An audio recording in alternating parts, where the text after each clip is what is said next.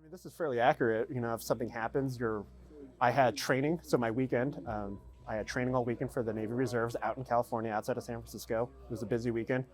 Training's over, 6 a.m. Monday morning. I'm on a plane flying out here, and then as soon as I land, I drive 2.5 hours from Detroit, and I'm tired. But you know, this is a scenario, and that's what's going to happen in real life.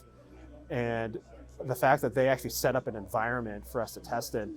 You know, a lot of us technical types and engineers, we're very tactile. Like, we can draw it on a board and kind of whiteboard freely, but until you actually get on the laptop and like, oh, I want to check the version numbers, or I want to see what's running, I want to run these processes and checks, and until you start actually getting hands on keyboard, it's all speculative.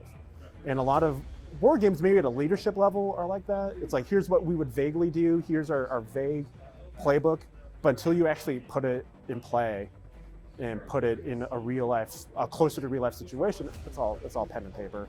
So setting up an environment where I can talk to other people, like when I looked up the code, I was able to use something called Visual Studio, open up the code, and then run to the leadership and the prosecutor and the law enforcement side and the emergency management, like, okay, here's what we're dealing with. We're dealing with a ransomware incident, and here's the port, and here's what it is. That tells us so many things and so many pieces of evidence that in a paper exercise, you know, that point be lost. I think it's one thing to actually see it in a production, more of a production, if that makes sense.